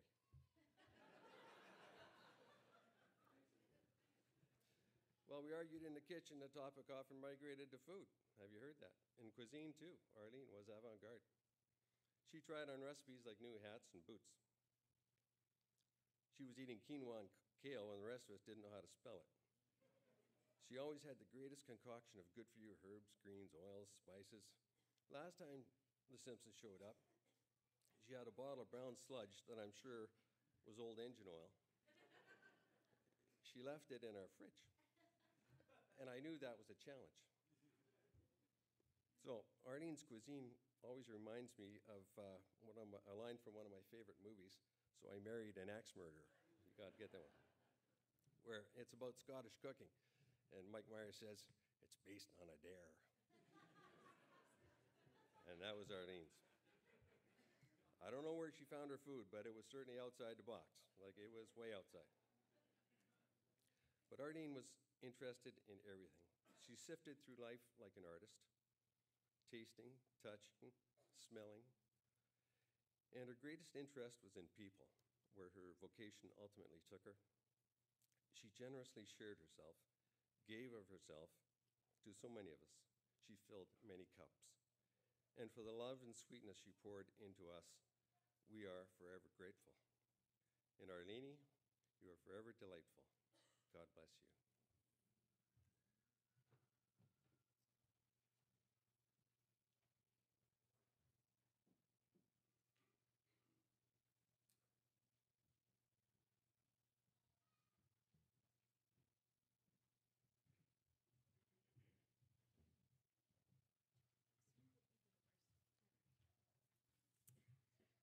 We are the Taves family. I'm Janet, my daughter Natasha, my son Nicholas,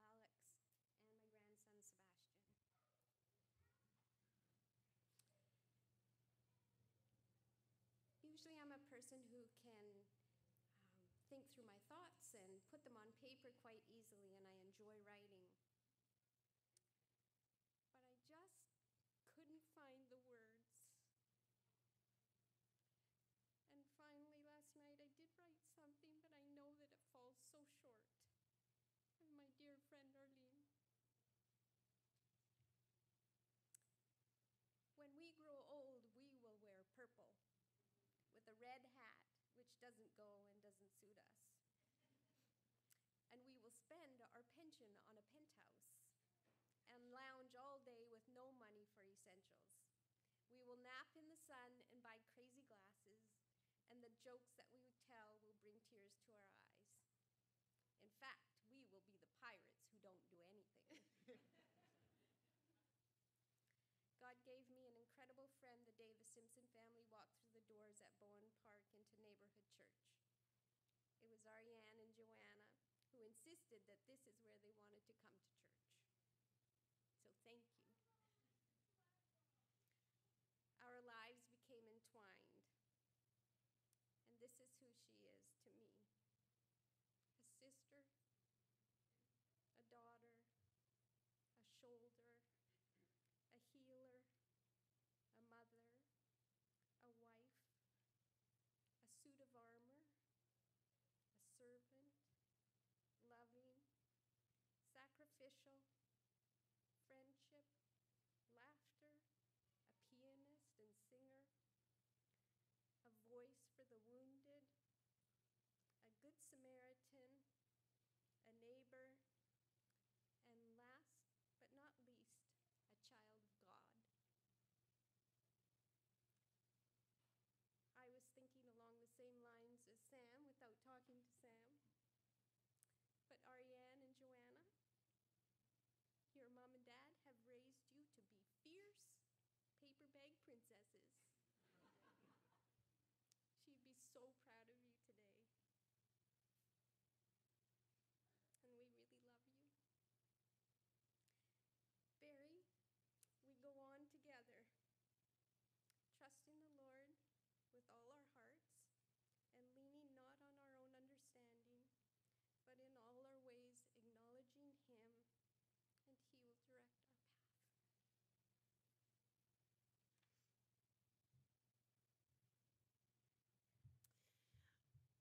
I didn't have the courage to write something down. I kept thinking that I need to write something, and then I think I don't want to. I also told Ari I didn't want to get dressed today, and because it just makes it so real. But I just want to say that I think the part that I'm going to miss about Arlene is that she did challenge you. She'd often say to me, well, why did you say that? Or why do you think that? Because I have strong feelings and opinions about things. And so often I was challenged. And I didn't always agree in return. Like when I told her that I was probably about 9, I told her her refried beans looked like cat food, and she said that was not nice. I still think it looks like cat food. But I think what I wasn't ready for was I wasn't ready to lose my cheerleader.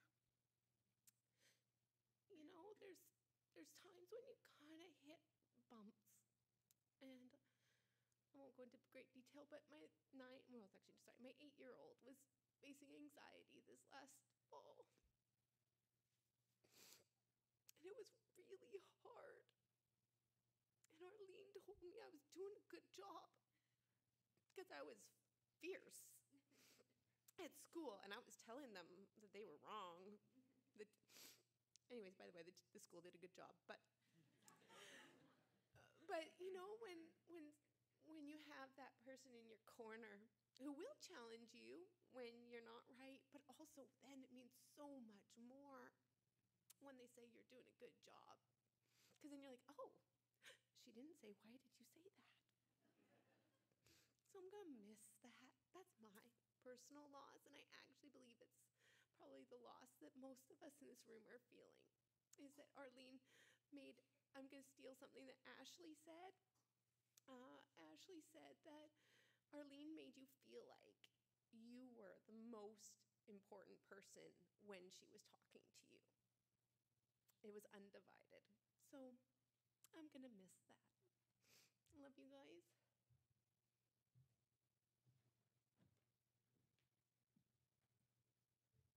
So I'm Alex,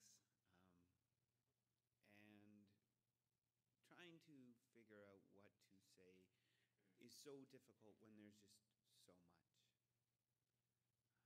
So I'll paint a word picture for you. You are coming down the stairs to a set breakfast table, and before you is a full breakfast. And you sit down, first thing you grab is a glass in front of you, and you go to take a sip. And that orange juice looks just so delicious. And then you find out it's pineapple. She catches you off guard. You go into any conversation with her expecting the normal back and forth that any other human gives you. Guarded and walled. It's orange juice. Only to find out there are no walls. They're gone. And she's taken down your walls too. She's pineapple juice. It looked like orange juice, but it wasn't.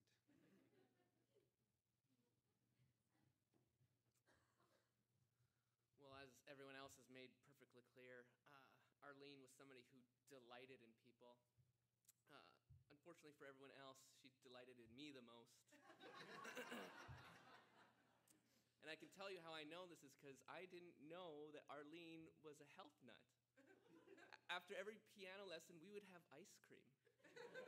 She would give me chocolate bars from the freezer. And every Christmas, she made sure that I got my own special stash of gingerbread cookies and a case of Pepsi. Arlene delighted in people, and that's something that has struck me over and over and again as she sets an example that is just beyond my own ability, but something that I love striving after. And hearing the legacy that she's left behind, I think pushes me to desire to have a legacy like her, to be one who delights in people.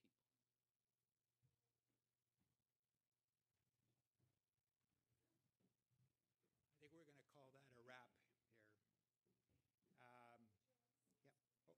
Oh, come on up there. There's no wrapping if you want to say something. We're not rapping. There's no rap. You go first, sweetie.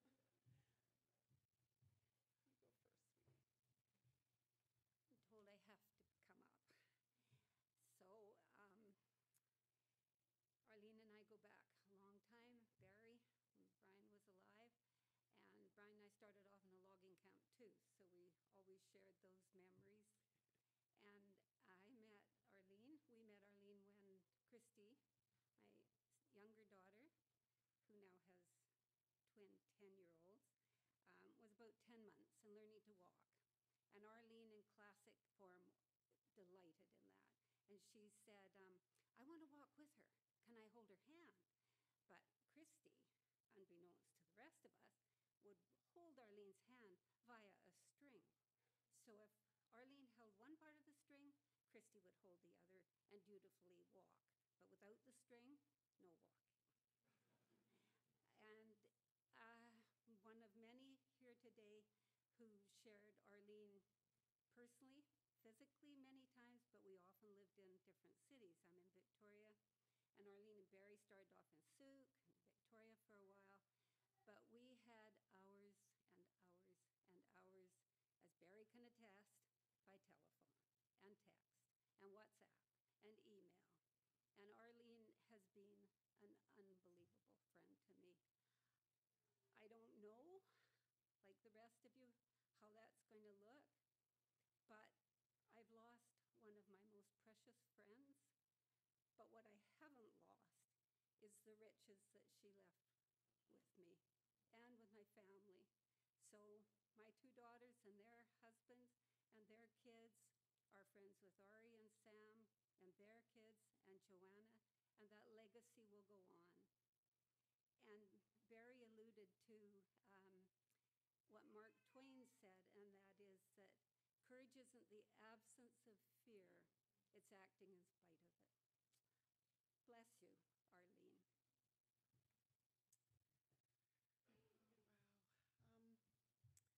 You've all done so well up here. I'm really proud of all of you for being able to really represent what Arlene meant in your lives. We've been very good friends of the Simpson family for over 40 years, almost as long as Barry. And, you know, she has always been a dear sister, a part of our lives, my family's life. We've traveled the world together, and Arlene has brought such joy, such a foundation of faith and commitment and love and support, and just so much to myself and to my son Daniel and to all of us. What she also brought into our lives are her two beautiful daughters who we love with all our hearts, and their families, and we are very grateful to know each and every one of you. And she's just gone on before us, but we will be with her again.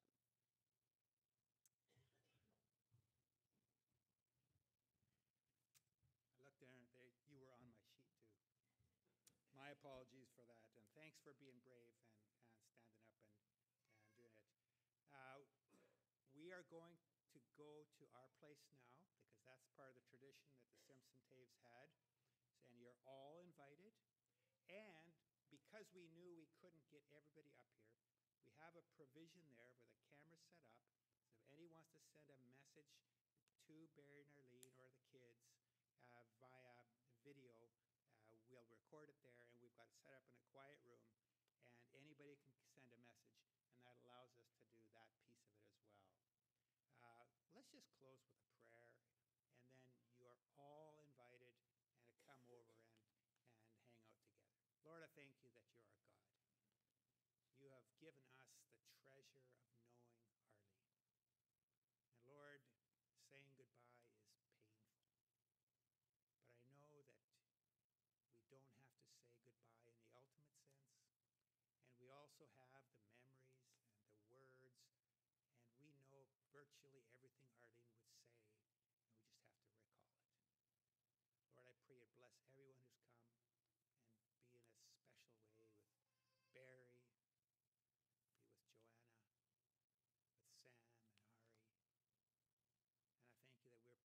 Jesus' name. If anybody doesn't know where we live, ask. 6415 Invermere Road. So basically take Uplands all the way to the end, turn right, and you're almost there.